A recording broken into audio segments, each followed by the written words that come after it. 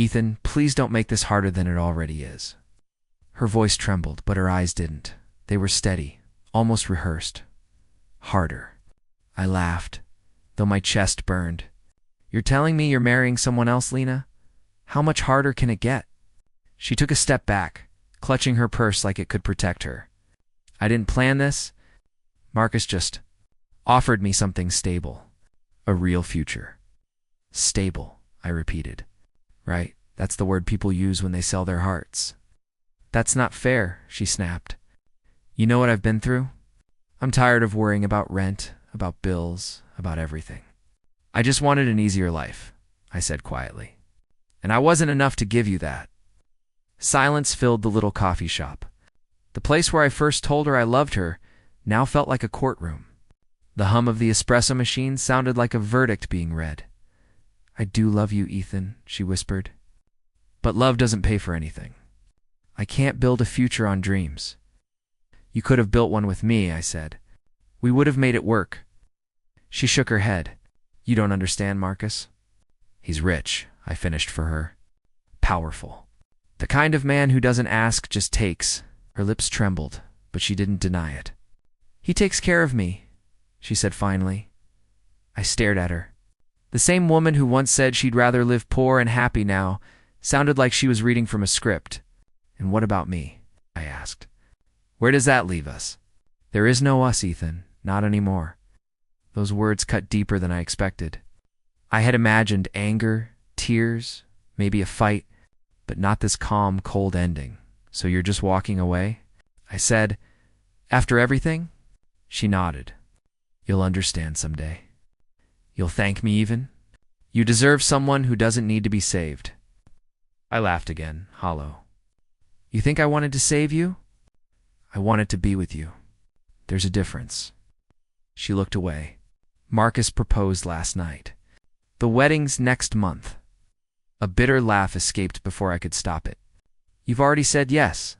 She nodded again, guilt flickering across her face. I wanted to tell you in person. You deserve that much. Deserve? I repeated. You think I deserve a goodbye after you traded me for a paycheck? That's not fair, she said softly. You make it sound like I'm selling myself. What do you call it then? I shot back. You said you loved me, Lena. I believed you. I built everything around that. She wiped a tear quickly. I did love you. Maybe I still do. But love doesn't feed you when the world falls apart. For a moment her eyes softened. I saw the girl I once knew, the one who laughed in the rain, who believed in small miracles. Then she blinked, and she was gone again. Marcus can give me security, she said. He has a future already built, and I'm just what? I asked. A project that never finished? Her silence was my answer. I looked down at the ring on her hand. Gold, flawless, expensive, everything I wasn't. He bought your peace of mind, I said, but he also bought your freedom. She winced. Don't make me feel worse. Then don't expect me to pretend I'm fine, she sighed. Ethan, I'll always care about you. Don't I cut her off? Don't feed me sympathy. It's not love dressed in kinder words, her eyes shimmered, but her chin stayed high. I'm sorry, she whispered. No, you're not, I said.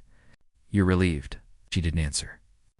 She just turned toward the door, her heels clicking against the floor, each step pulling a piece of me away. When she reached the door, I said, one day you'll remember this moment, and you'll realize what you threw away. She paused but didn't look back. Maybe, she said, but by then, it'll be too late. The bell above the door chimed as she left. The sound echoed like a final heartbeat. I stood there for a long time, staring at the empty chair across from me. Her coffee sat untouched, the foam collapsing slowly like us. That night, I walked home in the rain without an umbrella. The city lights blurred through the drops on my face. Maybe it was rain. Maybe it wasn't. I looked up at the sky and whispered, You wanted security, Lena? I'll show you what real. Security looks like when I'm the man everyone answers to. And that was the night I stopped being the man who loved. That was the night I started becoming someone else. *. The elevator chimed at the top floor of Reed Enterprises. My reflection in the chrome doors looked like someone I used to know. Odor. Sharper. Colder. Big client today, Ava said beside me. You good? Always, I replied, straightening my tie. Lies came easy now. We stepped into the conference room. Sunlight spilled over a long glass table, a wall of city skyline behind it. People in suits turned as we entered. Then I saw her. Lena for a second. I forgot how to breathe. Her hair was shorter, her eyes the same. She froze too, just long enough for memory to sting. Marcus Reed extended his hand, grin polished and confident. Ethan Cole, right? Heard good things. Shook his hand. Firm grip. Cold eyes. Pleasure to meet you, Mr. Reed. He didn't notice the tension between us. Why would he? Men like him never notice the cracks in the things they think they own. Let's get started, Marcus said. We've nothing to hide. That line almost made me laugh. Ava set down the files. We'll need access to last year's statements, employee expense reports, and vendor invoices. Marcus nodded to his assistant. Sophie will handle that. Lena still hadn't spoken. She stood beside him, hands clasped, a perfect corporate wife. But her eyes kept flicking toward me. Mrs. Reed, Marcus said proudly, handles our PR division. Keeps me from saying the wrong thing. I looked straight at her. I remember her being good at that. Marcus chuckled, not catching the undertone. She's better than she looks humble about. Ava glanced at me, sensing the strange current between us. We'll start with internal ledgers, she said quickly. I nodded, grateful for the interruption.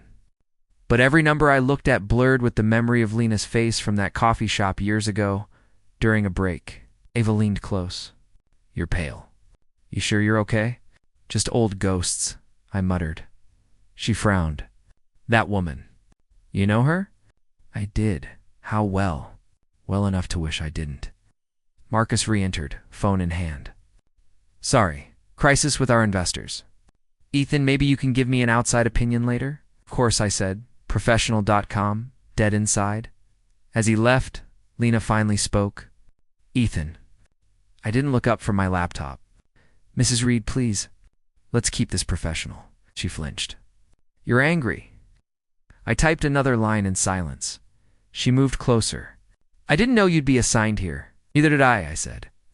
But life's funny like that. It has a way of circling back. Her voice softened. You've changed. So have you, I said, finally meeting her eyes. Congratulations, by the way. I hear your husband's quite the success story, Ethan. I'm sure he gives you all the stability you wanted. Her lips parted, but no words came. Ava cleared her throat at the door. We're ready to continue. Lena stepped back, mask returning. Of course. We spent the next hour reviewing data. Marcus returned halfway through, confident as ever. How's it looking? Preliminary numbers seem interesting, I said. Interesting good or interesting bad? He asked. Let's just say there's room for clarification. You auditors and your riddles. I smiled thinly. Riddles always have answers, Mr. Reed. Some people just don't like what they find. He gave me a curious look but moved on. When the meeting ended, everyone began to leave. Lena lingered, pretending to sort papers. I closed my folder. You don't have to explain anything, I said quietly. Yes, I do, she said quickly. You think I left because I didn't care? But I did. I cut her off. Don't. You made your choice. I made mine, she swallowed. Marcus doesn't know about us. I figured, I said. He wouldn't appreciate knowing his perfect wife traded dreams for dividends. That's cruel. It's the truth. She bit her lip, tears barely contained. You hate me, don't you? I paused. No, hate would mean I still feel something. She looked at me, desperate for something I couldn't give. Ethan, please, I stood. We're done here, Mrs. Reed. I have a job to finish. Her eyes followed me as I left the room. Ava waited outside, arms crossed. That was intense. Just business, I said. Right, she muttered. And I'm the Queen of England. In the elevator, I stared at the city again. The skyline hadn't changed, but I had. Somewhere below, Traffic roared. People rushed. Life moved on. Ava broke the silence. You don't look like a man doing just business. You look like someone about to start a war. Maybe I am, I said, but not the kind you can see. Ow. She studied me. You really knew her, huh? I nodded. Too well, then why not walk away? Because ghosts only disappear when you bury them yourself. The elevator dinged at the lobby. I stepped out first. Ethan Ava called after me. Whatever this is, don't lose yourself in it. I turned, giving her a half smile. That version of me is long gone.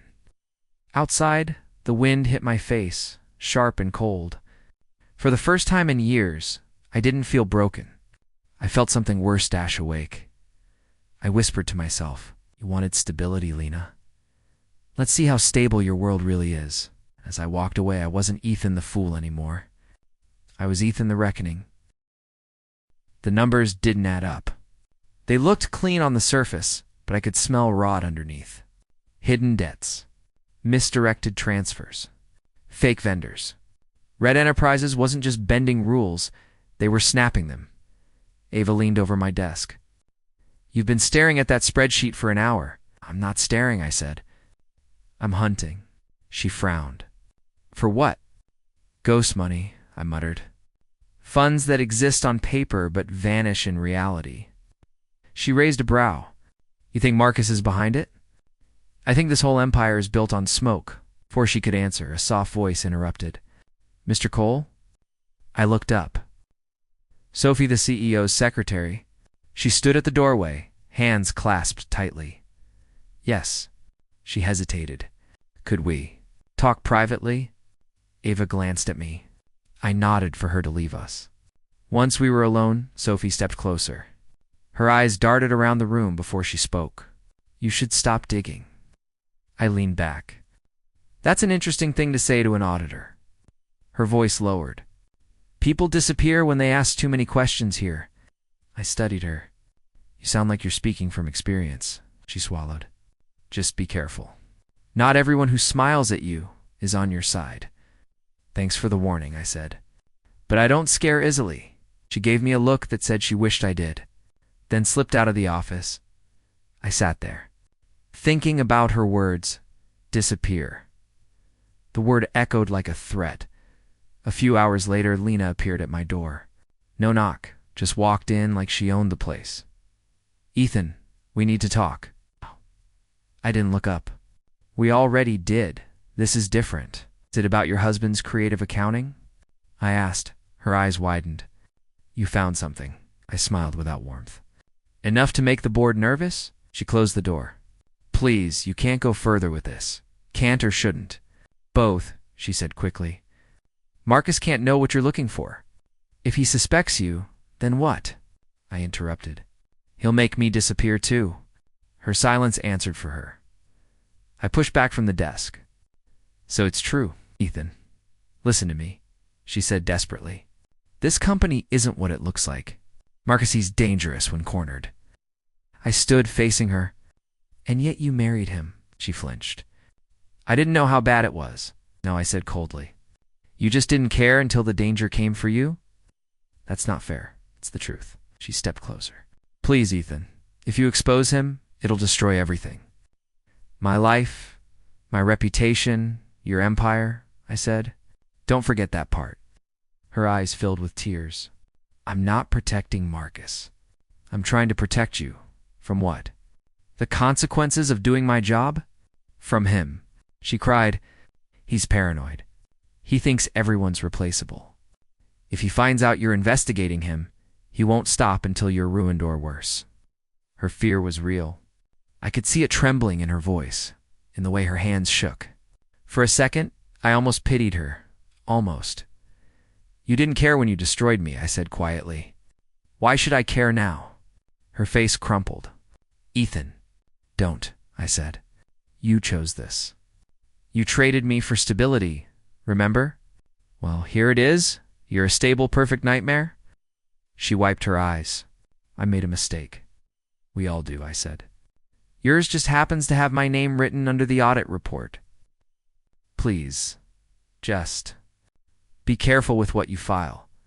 If he feels threatened, he'll retaliate. I leaned forward, voice low. Tell me, Lena, does he hit you? She hesitated, then looked away. That was answer enough. My anger softened into something colder, heavier. Then why stay? Because if I leave, he'll take everything, she whispered, and I have nothing left to start over with. I studied her. So you're still trapped by the same fear that made you leave me? She looked up, eyes pleading. I never stopped caring, Ethan. I shook my head. You confuse guilt with love. They're not the same. I just don't want to see you hurt. You already did, I said. She turned toward the door. If you won't stop, then at least watch your back. I always do. When she left, the room felt colder.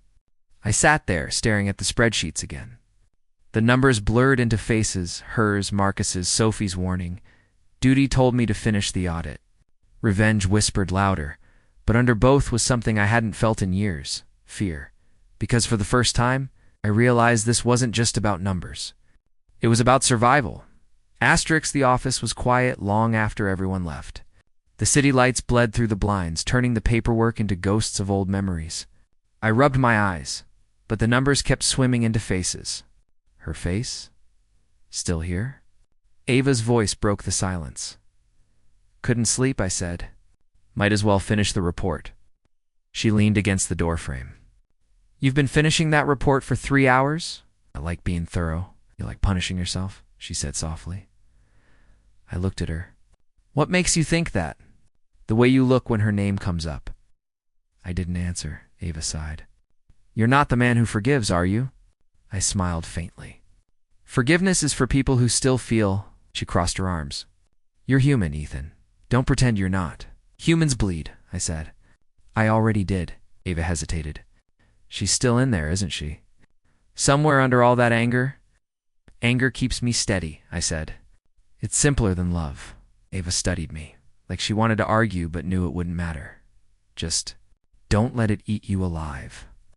Too late, I murmured. When she left, I stared at the dim reflection in the window. For a moment, the glass turned into a memory. Lena's laughter soft and free, the smell of rain on her skin. The way she used to lean on me during late-night walks, whispering dreams about someday. Promise me, she once said, that when we make it, we won't change. I'd promised, and she had broken it first. The door creaked. I turned, expecting Ava again, but it was Marcus. His presence filled the room like a shadow, burning the midnight oil. He asked, voice smooth, something like that. He walked to my desk, glancing at the open files. You auditors are fascinating. You see what others miss? It's my job, as he said, but sometimes curiosity comes with consequences. I closed the folder. Are you warning me, Mr. Reed? He smiled, but it didn't reach his eyes. Of course not. I'm just saying that digging too deep into a company can unearth things better left buried. Like what? I asked. Skeletons, he said casually.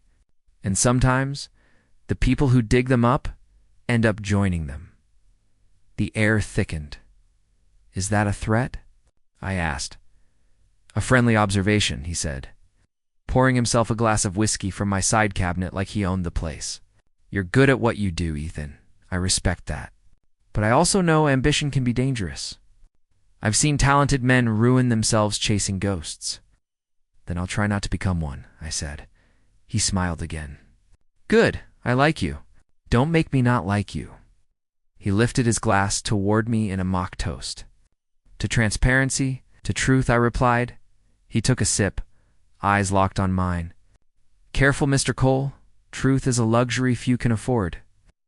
Then he left, leaving behind the faint scent of whiskey and threat. I sat there, heart pounding. Every word from him carried a blade. I knew. Maybe not everything, but enough. A few minutes later, Lena appeared at the door, pale. He came here, didn't he? Yes, what did he say? That I should mind my own business. Her hands shook. He's suspicious, I figured. Spisson, you don't understand. He has people watching everything. I've been watched before. This is different. He won't hesitate. Neither will I. Please, she said, stepping closer. You're not fighting numbers anymore. You're fighting a man who doesn't lose. Everyone loses eventually, I said. Her eyes filled with panic. You're going to get yourself killed. I looked at her, my voice calm. Maybe that's the only way to balance the books. She covered her mouth, tears spilling. Why are you doing this? Because someone has to. And when he destroys you? I met her gaze. Then at least I'll go down doing something that matters, she whispered. I never wanted this. You wanted security, I said. This is what it costs. Her sob was small, broken. She left without another word. The clock ticked past midnight. I stared at the documents again. Marcus's empire wasn't built on brilliance. It was built on fear. And now it was starting to shake. Outside, thunder rolled through the city, low and distant. I watched lightning flash across the skyline and whispered to the empty room. You wanted a war, Marcus. You just don't know it yet. The evidence was all there. Hidden accounts, falsified contracts, payments to ghost suppliers. Every file I opened pulled another brick from the foundation of Marcus Reed's empire. Ava leaned over my shoulder. That's the fifth shell company linked to him. You sure you want to take this up the chain? I'm sure, I said. It's time someone saw the truth, Ethan, she said quietly. Once this hits, there's no going back. Marcus doesn't forgive. Neither do I. That night, I sent the report to the board's private server and signed encrypted, untraceable. It was almost poetic watching the upload bar fill. Justice in progress. By morning, the chaos began.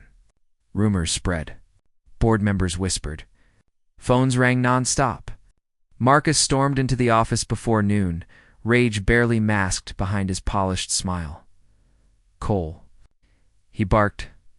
Conference room. Now. Ava gave me a nervous glance. I nodded and followed him. The door slammed behind us. You've been asking too many questions, he said. That's my job, I replied.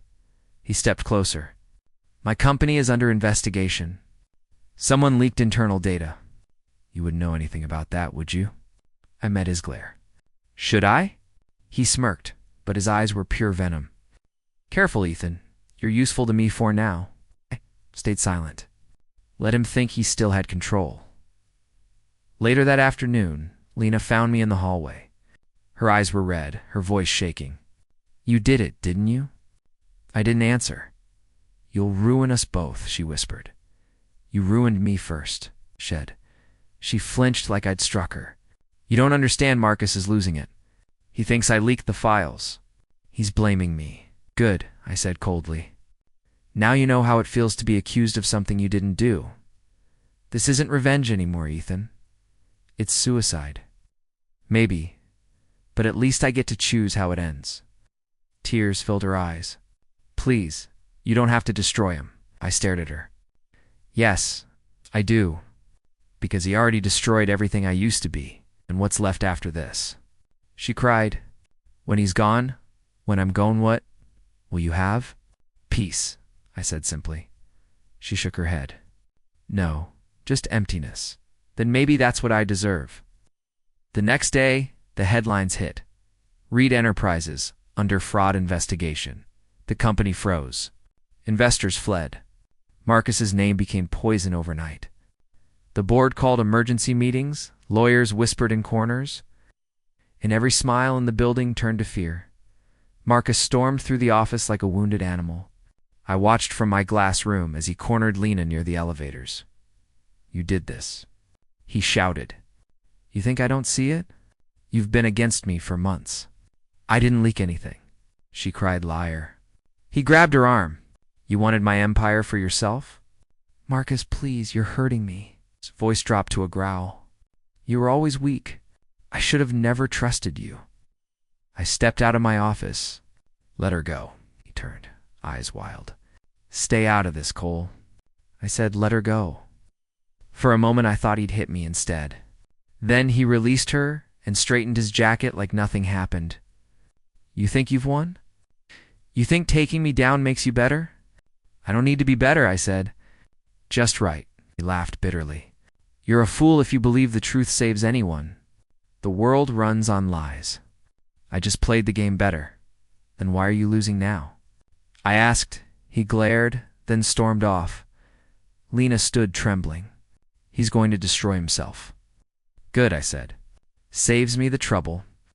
She looked at me with broken eyes. You wanted him to feel what you felt, but you don't look satisfied. I didn't answer. Maybe she was right.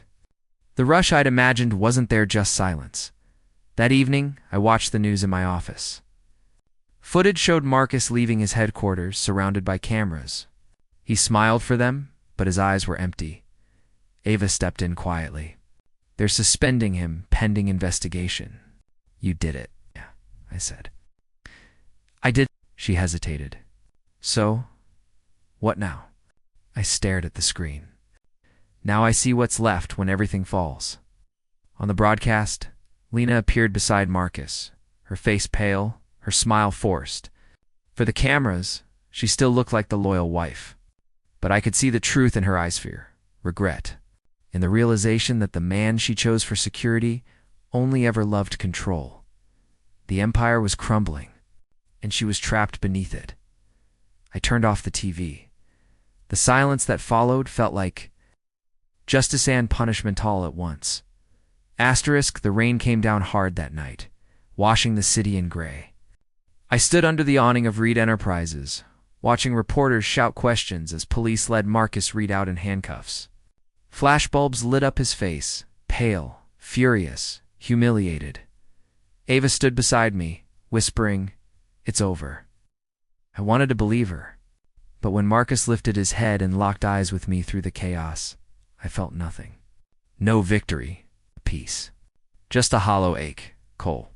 One reporter yelled, "Were you involved in the audit that exposed him?" I turned away. "Let's go, Ava." She hesitated. "You okay?" "I don't know." The next day, the headlines were everywhere. CEO arrested for fraud. Reed Enterprises stock crashes. Wife under investigation. Lena's name was on every page. By evening, she was the only one left standing in the storm. The company board froze her accounts. The house was seized. And her so-called friends vanished. I was leaving the office when I saw her drenched, trembling, waiting by the steps. "Ethan," she said softly, "please, don't walk away." Her voice cracked. The rain clung to her lashes, her once perfect hair plastered to her face. I stopped. "You shouldn't be here. I have nowhere else to go. That's not my problem." She stepped closer. "I just wanted to feel safe. That's all I ever wanted. Safe." I laughed bitterly. "You traded love for comfort, and you lost both." Her hands shook. "You don't understand what it's like to be afraid all the time. I thought Marcus would protect me. He protected himself. You were just another investment." She looked down. "I know that now." The rain was relentless. Cars hissed past, people hurried by, but to me the world had gone silent. "You got what you wanted," she whispered. "He's gone. His empire is gone. So why do you look like you've lost everything too?" "Because I have," I said quietly. Her voice broke. "You wanted revenge? You wanted me to suffer. You did it." "I didn't want this," I said. "I just wanted to stop hurting." "Then why do you still sound broken?" I met her eyes. "Because revenge doesn't heal. It only replaces one pain with another." She took a step forward. "I don't expect forgiveness. But please, don't leave me like this." "I left you years ago," I said. "You just didn't notice." She fell to her knees, sobbing. "Ethan, please." I looked away. The sight of her, like that destroyed, desperate should've, made me feel triumphant. But all I felt was tired. Ava's voice came from behind me. "Ethan." I turned. She stood under an umbrella, her eyes searching mine. "Let's go." She made her choice. You can't save her from it. Lena clutched my coat. "Please." "I have nothing left." "Neither did I said. And somehow I survived. Her fingers slipped away. I stepped back, letting the rain fall between us. She whispered, "I loved you once." "No," I said. You loved what I could have been. Her sobs were swallowed by the storm. Ava walked beside me as I turned to leave. Do you regret it? She asked quietly. I don't know, I said. Maybe I regret ever caring at all. We reached the edge of the street. The police cars were gone now, the lights fading into the distance. Behind me, I heard Lena's voice faint through the rain. Ethan, please, don't let me disappear like this. I stopped. For a second, I almost looked back. But the rain washed her voice away, and I kept walking. Ava spoke softly. You did the right thing. Right doesn't feel right anymore, I murmured. She nodded. It rarely does. We reached my car. I looked up at the towering glass building one last time. Red Enterprises, now hollow, broken, abandoned. Just like the people who built it. Ava touched my arm. It's over. Started the engine. No, I said. It's just quiet. As we drove away, I glanced in the mirror. Lena was still there on the steps, rain pouring over her. Her white dress turning gray in the streetlight. Once, I would have run to her. Once, I would have given anything to hold her. Now, I just whispered to myself, everything burns. I didn't look back again. The weeks after the trial felt strangely quiet. No more headlines screaming his name, no more phone calls or whispers, just silence. Detective Harris met me outside the courthouse one gray morning. Mr. Cole, he said, shaking my hand. I wanted to thank you. Without your cooperation, we couldn't have nailed Red. I nodded. I didn't do it for thanks. I know, he said. Still, it's good to see someone do the right thing for once. Was it? I asked the right thing. He paused. Sometimes justice looks ugly up close. Doesn't mean it's not justice. I watched the city behind him, buses moving, people rushing to work, life continuing as if nothing had happened. What about her? I asked Mrs. Reed. He sighed. Left the city last week. No charges.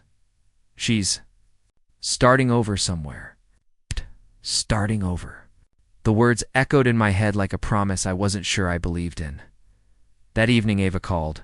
Dinner? She asked. You look like you've been living on coffee and guilt. I almost smiled. You're not wrong. She laughed softly. Come on, Ethan. Let's talk about something that doesn't hurt. I hesitated, then said, Yeah, dinner sounds good. For the first time in months, I felt the air lighten around me. Maybe this was what moving on looked like, quiet. It's imperfect, but real. Later that night, I drove to the small cemetery outside town. The gravel crunched under my shoes as I walked to her grave, my mother's name carved into the stone, simple and kind. I placed a single white rose on the grass. You were right, Mom, I said softly. Some people don't deserve revenge. They deserve to live with themselves. The wind stirred, gentle and cold. I closed my eyes. I thought revenge would make me strong, I whispered. But maybe forgiveness isn't weakness. Maybe it's freedom. For a long time I just stood there, listening to the wind and the quiet hum of the world moving on. Then I turned toward the car, thinking of dinner, of Ava's smile, of tomorrow. For the first time in years, I didn't look back. Asterisk, the city stretched beneath me. Lights flickering like memories that refused to die. My office was quiet now. No chaos, no anger, no ghosts. Just the hum of life continuing outside the glass. Ava had left a cup of coffee on my desk before heading home. You're staying late again? She'd asked earlier. Old habits, I'd said. She smiled. At least now, they don't hurt. She was right. The past didn't ache anymore. It existed, sharp and clear, but it no longer cut. I looked down at the streets. The same ones I once walked as a man with nothing but anger keeping him alive. Now, that anger was gone, burned out, leaving something quieter behind. She once said she chose security over love, I murmured to myself. I became the storm that proved her wrong. For a long time I thought destroying her world would fix the hole she left in mine. But revenge didn't heal. It only stripped away everything false, until the truth stood naked, and the truth was peace. My phone buzzed. A message from Ava. Dinner tomorrow? No ghosts allowed. I smiled faintly. deal. Outside, the rain began again, soft and steady, tapping against the windows like distant applause. I leaned back in my chair, breathing in the silence. There was no need for grand endings, no dramatic farewells. The past had already written its last line. Justice doesn't always roar. Sometimes it whispers your name when the guilty try to sleep, and for the first time in years, I was finally free enough to listen.